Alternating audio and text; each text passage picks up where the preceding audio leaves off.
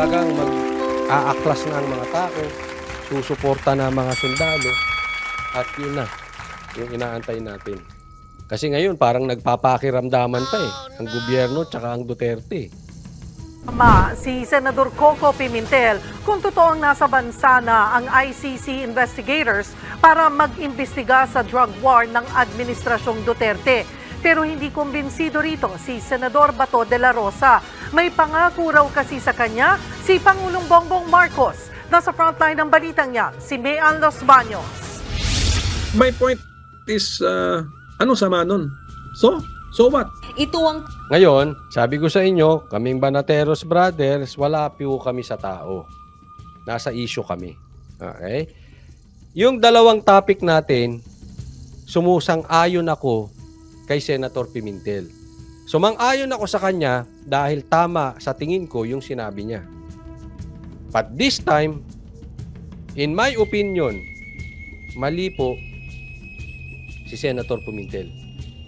Ulitin ko, issue po tayo, hindi personalidad. Mali po dito si Senator Pimentel. Bakit kanyo? Sino magsasabi na, so what kung pumasok ang ICC? Ano yun? Wala ba tayong hustisya sa Pilipinas? Hindi ba natin kayang gampanan? Para saan pa kayong mga politiko? Anong silbi nyo dyan? Kung wala pala tayong gumaganang hustisya, abay, galaw-galaw. Baka ma-stroke kayo dyan. Oo, sa Department of Justice, galaw-galaw. Baka ma-stroke kayo. Wali po yun. Anong so what? Anong so what? Papasukin ng ICC, so what? Tingin ni Senate Minority Leader Coco Pimentel kung totoong nasa Pilipinas sa mga taga-International Criminal Court para ito sa kanilang investigasyon sa drug war ng nagdaang Duterte administration. Kung totoo ito, sinabi ni Pimentel na dapat makipag-ugnayan sa gobyerno ang ICC investigators. What kind of an investigation is that na hindi mo kinakausap yung government of the state where you are investigating? Then dapat kausapin nilang Commission on Human Rights, di ba? Diyan, tama siya. Kung andito nga kayo ICC, dapat kausapin nyo yung gobyerno ng Pilipinas. Hindi kayo pwedeng imbestiga ng imbestiga dyan. Pero hindi pwedeng so what kung pumasok ang ICC. Hindi pwedeng ganun. In the first place, hindi dapat nakakapunta. Sino mag-i-issue ng ano niyan? Ng passport niyan? Human rights complaints. So, impossible na hindi sila visa. Sino mag-i-issue visa niyan? Bakit pinapayagan niyan dito? If they are doing an honest to goodness investigation. Kung walang ganyan, that looks like wala pa sila rito. Pero hindi kumbinsido si Senador Bato de la Rosa. Kasi kung wala pa raw communication ang ICC sa gobyerno, mukhang wala pa raw ang ICC dito. Siyempre, baka gumagalaw underground.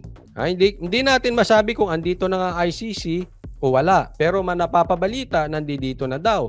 Ang dami pong nagsasabi, andito na daw. Marami rin nagsasabi, katulad nito, it looks like wala pa raw. So, it doesn't matter kung andito o wala dito. Ang importante, dapat meron kayong gawin.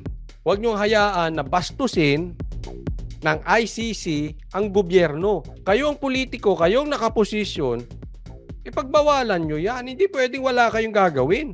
Hindi pwedeng so what? Hindi pwedeng ganun. Ano ba tayo? Tayo ba parang barangay sa gigilid? Na walang administrasyon? Walang konstitusyon? Walang justice system? Na pakikialaman ng iba? Ano ba tayo? Parang bundok-bundukan lang? Ang hirap ng ganyan. Rosa na nakapasok na rito ang ICC. Si De La Rosa ang PNP chief ng Duterte administration. Singtatag daw kasi ng Bato ang pangako sa kanya ni Pangulong Bongbong Marcos Jr. na hindi pa mapasukin ng ICC investigators dito sa bansa. Basta solid as a rock yung kaya sinabi sa akin na walang ICC na makakapasok dito. Yan, sana asahan natin yan kay Marcos. Na talagang wala makakapasok kay ICC atin dito. Yan ang pinangahawakan ni Bato. Good luck sa'yo, Bato. Bata, we'll see. Tingnan natin. Pag pinapasok, bakbakan na natin. Siguro naman, alam mo na gagawin, Bato, kung pinapasok. Hindi ko na kailangan ipaliwanag sa'yo. Matanda ka na. Pinangahawakan mo. Pinapasok. Ano gagawin natin?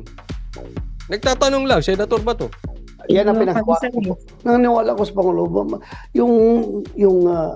yung buo yung tiwala ko sa kanya sa sinabi niya sa akin about ICC.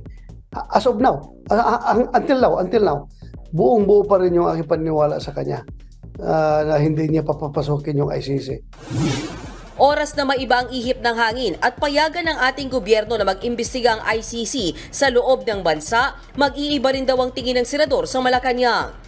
So, ang sa akin lang, masabi ko lang is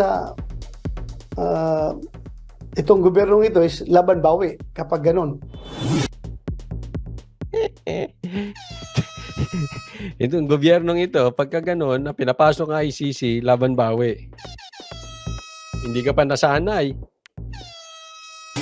Oras daw na makumpirmang nasa bansa na nga ang ICC investigators at hindi sila nagpaalam o hindi sila binigyan ng authorization ng gobyerno, ire-request daw ni De La Rosa sa DOJ na ipa-deport sila. Para na tayong ginagago ng mga tao na yan. Talaga, para tayong ginagago ng mga tao na yan, pati ng... sino ba head ng DOJ? Hindi si Boying. Ba't sila nandito? Sinabi hindi pa papasukin. Kaya madadamay-damay dito si Boying, si Marcos. Hindi talaga pwede papasukin yan. Ha? Sino bang may hawak? Sino bang may hawak dyan? Dapat they should be declared they should be declared as undesirable aliens by the Bureau of Immigration at once. Kung may go signal naman daw ang gobyerno, handa si De La Rosa at hindi siya nag-aalala sa investigasyon. Ayon naman kay Solicitor General Menardo Guevara, malalaman daw ng Bureau of Immigration kung may nakapasok na taga-ICC sa bansa. Nananatili rin daw ang posisyon ng gobyerno na wala silang tungkuling makipagtulungan sa ICC. Nagbabalita mula sa Frontline, Mean Los Baños, News 5. Alam mo, gulo-gulo talaga ng ICC na yun. Hindi ko alam.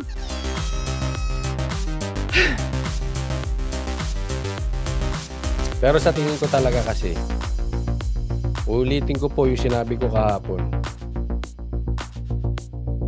Pagka hindi nila naawat si Duterte, yan ang gagamitin nila eh. Kasi, oo, may mandato sila dahil sila ay nanalo sa eleksyon. At si former President Duterte wala na sa posisyon. Pero alam nila, ang nagbibigay naman ng lakas ng isang posisyon ay ang suporta ng tao. Ramdam nila malakas pa ang suporta ni PRRD sa tao. Hindi nila kaya. Alam nila kung sabayan, tapatan ng suporta, walang tatalo sa bansang ito sa Duterte. Alam nila yan. So hindi nila pwedeng labanan ng tapatan. Isa yung gagamiting ICC. Yan na yun. Yan lang ang parang kanilang alas.